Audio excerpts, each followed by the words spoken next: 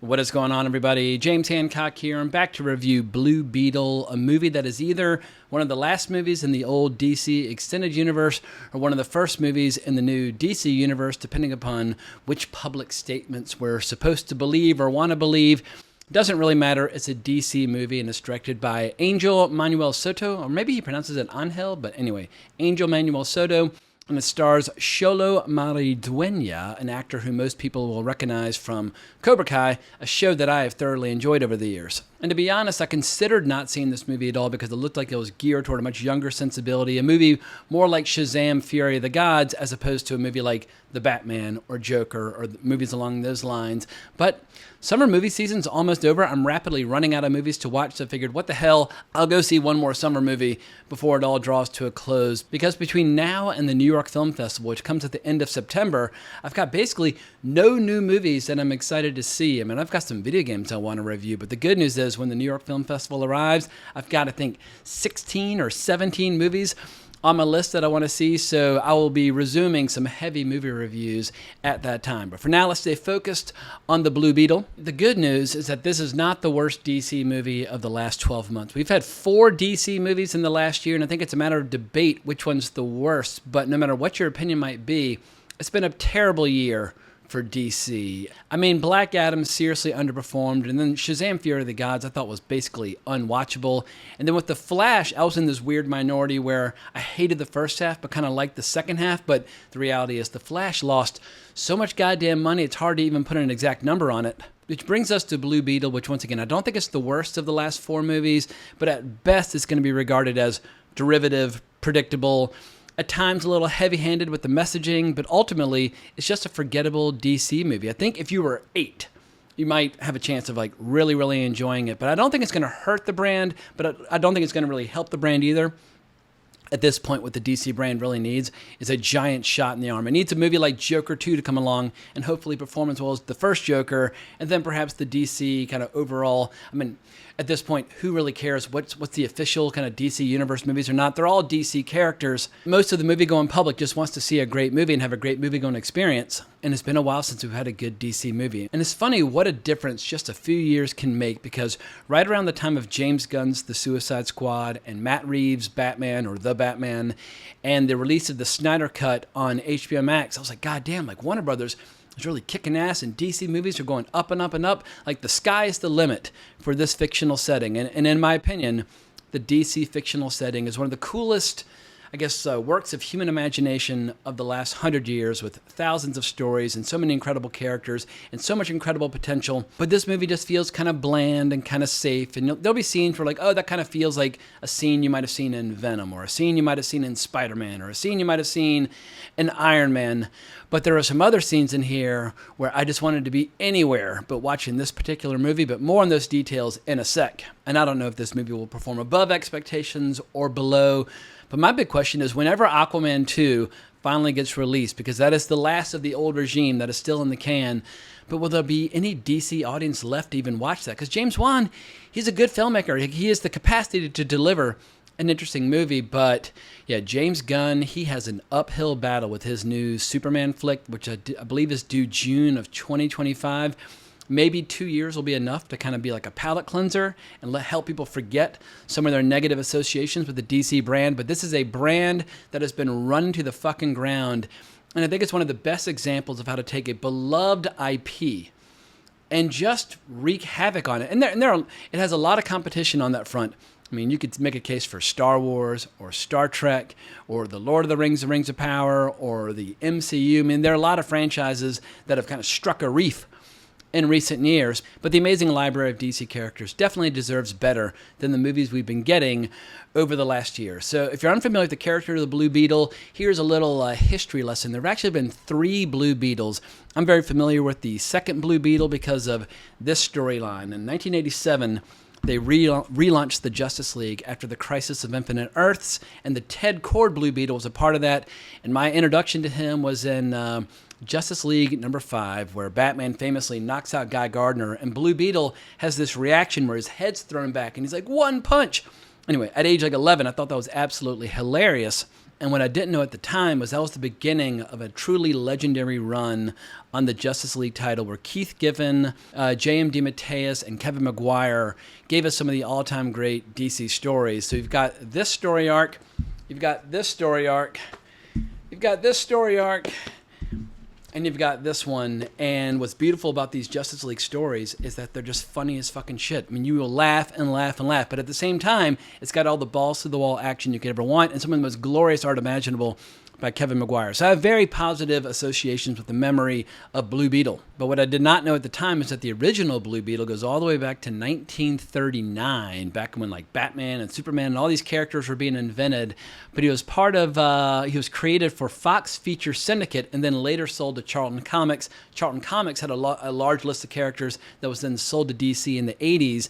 And for the true diehard comic book nerds out there, they'll know that when Alan Moore was creating The Watchmen, he wanted just to use all the Charlton characters, but DC had a use for them, case in point being the Blue Beetle. So when Alan Moore finally did The Watchmen, this is my well-thumbed copy, I've owned it since like 97 or 98, all the characters in that are basically variations on those famous characters. And the Night Owl was based on Blue Beetle, with the original Night Owl, Hollis T. Mason, being based on the original Blue Beetle from 1939, and then obviously the Dan Dryberg Night Owl being based on the Ted Kord Blue Beetle. But if you fast forward to 2005, Ted Kord was murdered by Maxwell Lord in the Countdown to Infinite Crisis, which brings us full circle to the Jaime Reyes Blue Beetle, who was introduced in Infinite Crisis number 3 in 2006. Now I was reading these comics in real time. At that time, Jeff Johns was absolutely kicking ass as a comic book writer at the time. He was probably at the peak of his powers as a comic book writer. And so I have some familiarity with the character of Jaime Reyes, but I must admit, I've only read a couple comic books with him. But in the interim, we've seen several versions of the third Blue Beetle, both in animation as well as in TV. He appeared on the show Smallville. He appeared in Young Justice. He appeared on the Batman animated series, The Brave and the Bold. So people do like this character. I would say he's got a small but loyal fan base. And the big question is whether or not that fan base is going to be pleased by this movie. In that I'm not a giant Jaime Reyes fanatic, I really can't say if this movie is going to be above and beyond or below what people are anticipating from the character. But from my mean, bitter old man perspective, I'd say this movie has a few things working for it. There's some really cool kind of neon lighting and synth music scattered throughout the movie where it feels and looks different from any other DC movie that you've seen. So you definitely feel like you're in your own world with your own characters, although they do make references to Superman and Batman. Quite notoriously with Batman from the trailer. Also, a little context for the Batman as a fascist line from the trailer, which annoyed the shit out of me the first time I heard it in the trailer. It's like Batman stuff. Batman's a fascist. And I'm sure whoever cut the trailer thought they were doing something really clever by emphasizing that line at the end. But outside of its context, what it did is it alienated a lot of people who were considering seeing the movie, but they're like, oh, fuck you, you're talking shit about Batman? Like, Batman is the poster child of DC. It's the most popular character in DC. How dare you? However, when you see the movie, you'll realize that the George Lopez character, he's a nutburger. He's paranoid. He's always ranting and raving about how, like, Big Brother is watching. And, like, he thinks everybody's out to get him. But also, he's just a giant Blue Beetle fan. So he's talking shit about Batman more because he loves Blue Beetle, not because the movie's trying to depict Batman as a fascist. However, that trailer is a case in point example of this loathsome modern phenomenon where filmmakers will try and capitalize on old IP while at the same time talking shit about it, and people are fucking sick of it. And there's so many recent examples, like the Ian Fleming estate censoring James Bond novels, but at the same time trying to profit from them, or Rachel Zegler talking shit about Snow White while starring in it and getting very well paid, or the creators of the Lord of the Rings, Rings of Power, talking shit about Tolkien while once again profiting off the characters that he created. My attitude is that if you're exploiting anything that's old, whether that's Dracula or Sherlock Holmes or whatever the case might be, but if you're exploiting old intellectual property to make a buck, then the only acceptable attitude is to get down on your knees and worship the giants that came before you, that created something that was so popular that you can now make a living off of continuing those stories. Because this whole modern trend of alienating and provoking audience members ahead of the release of a movie, it's not working. It's not making the audience grow. It's not helping the movie biz. And I just feel like this behavior, it all needs to stop. But once again, if they'd given that Batman as a fascist line a little context in the trailer, you might not have had that controversy ahead of the release of the movie. But getting back to the movie and the other things that work, I think it's much better than Fury of the Gods. I think Fury of the Gods is my least favorite DC movie that I've ever seen. It just felt idiotic and for like 3-year-olds and just bland. I just hated everything about Fury of the Gods, and it was a justifiable commercial and artistic failure in many ways. And I think Blue Beetle's better than Wonder Woman 1984, and I think Blue Beetle's better than Birds of Prey. So it's definitely not at the bottom, but it's not at the top either. There's one scene that I really enjoyed where all the characters go to the Ted Kord laboratory, where you see all of his gear and his weapons and his ship and his costume, a comic book accurate costume, as well as a comic book accurate costume for the original Blue Beetle. It's like, all right, now we're back on firm footing. Like, you're tipping your hat to what came before, but you're also kind of grabbing the baton and bringing it forward. But that is one scene amidst many others that are not so bueno. But sadly, those are the only positive comments that I have to share about this movie. So let's move on to the ingredients and elements that I thought did not work quite as well. And Xolo Maridueña, I feel like as an actor and as a performer, he's a perfect fit for Cobra Kai. I mean, he's young, he's good looking, he has kind of like a melodramatic flair about him. And that show is very melodramatic. It's high school melodrama. It's nothing but hormones and bad breakups and people hooking up and that sort of thing. But I feel like his range as an actor, his style of acting, well, once again, it's a perfect harmony with the style and tone of Cobra Kai. But as I was watching this movie, I started to realize either the screenplay has given him nothing to work with, or he's just got a limited range as a performer. And basically the whole kind of shtick of this flick is that the suit has a will of its own, has a personality of its own, and over the course of the film, they're going to have to learn to work together. But the problem is the movie starts to feel really repetitive, where for like the first half of the movie, all he does is kind of like scream and shriek in horror as like, you know, the suit's making him fly, or the suit's making him fight, or the suit's making him do whatever. He's like, oh no, oh my God, like not that, anything but that. It's just, anyway, that gets really fucking old. And then when he and the suit start to get along, well, then the second half of the movie is nothing but him asking the suit like for permission to do things or for ideas, or like, oh, can I have a blade, or can I have missiles, blah, blah, blah. It's really fucking annoying because you just want to see the hero at a certain point be a bad motherfucker and go into action and do his own thing. And it just comes across as like a piss poor ripoff of Iron Man, but an Iron Man where the powers aren't very clearly defined. Like, it even uses that kind of classic Tony Stark kind of close up of the eyes as he's talking with the suit. It's like, we have seen this now so many times in so many movies. And once again, it just feels derivative. It feels copycat. It feels stale. It's fucking old. And I thought the movie did a piss poor job of explaining just what the suit is capable of doing. Like, a hero, you got to know what the power set is. You got to know like what they're capable of, what they're not capable of, so that when they do something that it goes like above and beyond their capabilities, they appear heroic. But in the context of this movie, it seems like the suit can just do anything. Like, oh, I need, swords that are as big as a car, or I need rockets that can like just make people stick to walls, or I need shields that can protect my family. It's like anything that comes into his brain, he can do. Well, that's a boring power set. That is an overpowered character.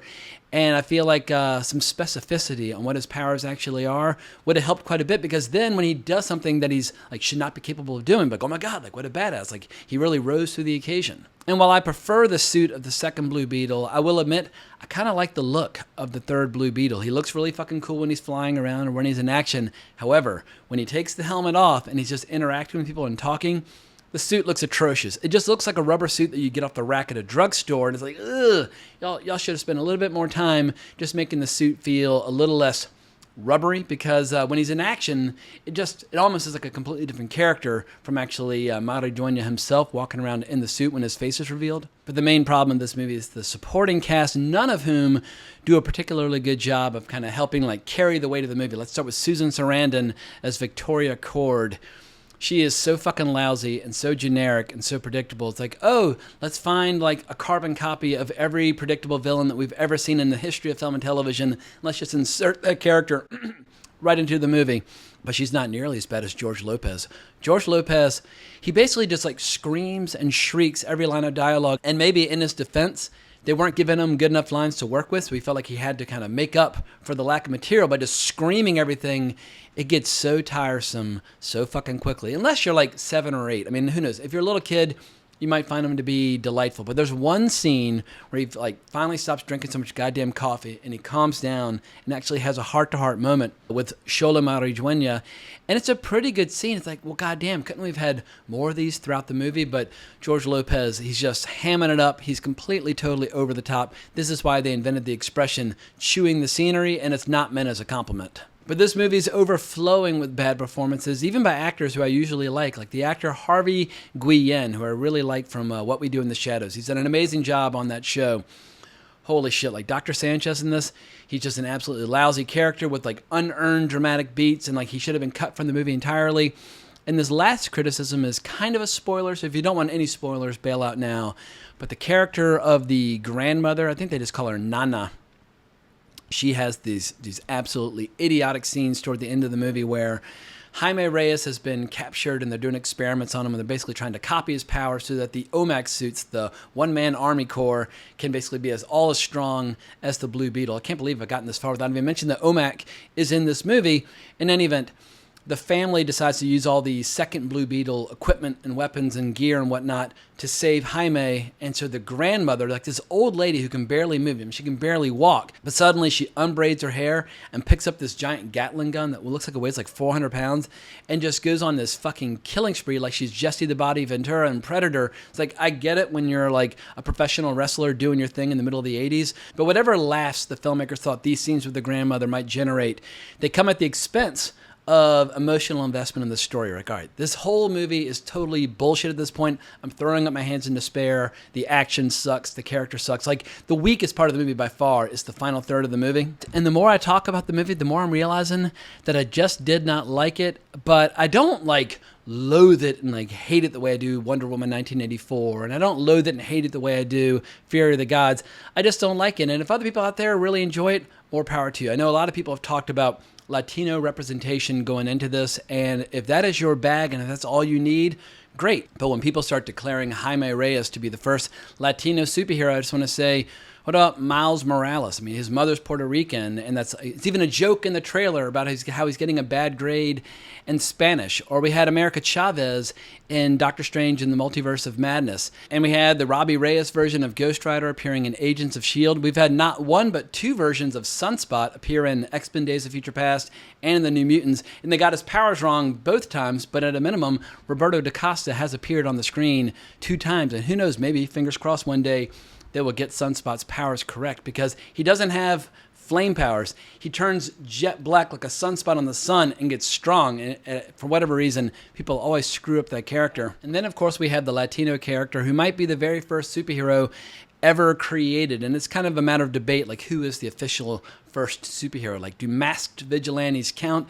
Because if masked vigilantes count, then Xolo is the first superhero. I think he first appeared in fiction like in the late teens, but there have been 40 movies based on Xolo, many of which were made in Mexico by Mexican filmmakers with Mexican talent. And so I feel like anytime people start declaring the first this or the first that, usually they do so at the expense of their film history and their pop culture history. And I'm not trying to convince anybody not to be excited on behalf of Xolo Maridueña. Obviously, this is an amazing opportunity for him, and I wish nothing but the best for him, and I'm rooting hard for another season of Cobra Kai sometime in the not-so-distant future, because I think that show is fucking hilarious. In any case, it's time to wrap up this video. I've been rambling and zigzagging all over the place. I hope some of it made sense, and if so, please consider hitting that notification bell to be notified about future videos. I would greatly appreciate it. But thank you so much for watching. Hunt me down on Twitter at Colbrax. Hope everybody has a great weekend. Hope everybody has a great time at the movies, but more importantly, as always, onwards and upwards.